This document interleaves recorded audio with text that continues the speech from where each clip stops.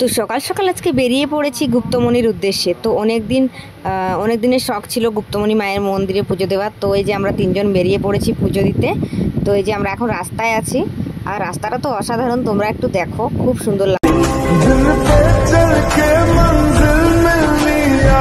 তো আমরা ফাইনালি পৌঁছে গেছি মন্দিরে, একটু পরে আমরা পুজো দেবো, তো তোমরা দেখতে থাকো।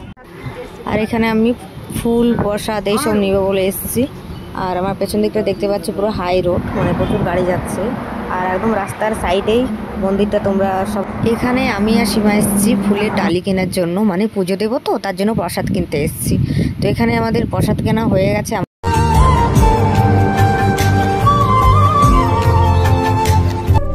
রক্ত জবা দিয়ে তোরে পুজি মাগো মনের ঘরে, দোষ করেছি জীবনে যা ক্ষমা দে না তার কালী নামে। তো এখানে আমাদের পুজো দেওয়া কমপ্লিট হয়ে গেছে। এর মন্দিরে পুজো দিয়ে মনটা পুরো শান্তি হয়ে গেল।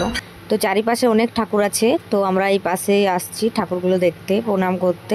ধূপ দিয়ে দিয়ে আমরা তিনজন মিলে ওই সব ঠাকুরগুলোকে প্রণাম করে নিয়েছি চারিপাশটা মন্দিরটা ঘুরে ঘুরে। তো এই যে দেখতে পাচ্ছ আমার ফুলের ডালি ধরা আছে, আর খুব ভালো লাগলো পুজো দিয়ে। এখানে এসে ফার্স্ট টাইম এসেছি পুজো দিতে, অনেক দিনের ইচ্ছা ছিল। তো মায়ের কাছে মনের মনস্কামনা সব জানিয়ে দিলাম।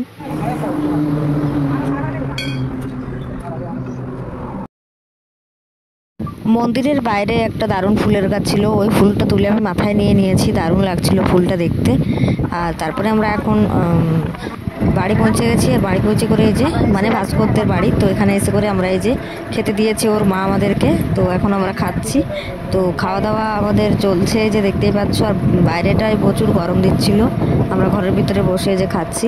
তো এই যে খাওয়া হয়ে গেছে, এখন আমরা বেরিয়ে পড়বো, তার জন্য মাথায় চিরুনি করছি। আমাদের 12:30টায় ট্রেন ছিল, আর সীমা আমাকে মাজা দিচ্ছে খেতে।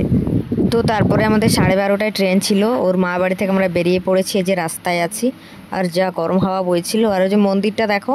আর স্টেশনে পৌঁছেও গেছি আমরা। তো এরপরে আমরা বাড়ি চলে যাব। তো আজকের ব্লগ এটাই ছিল, টাটা বাই বাই, সবাই ভালো থেকো।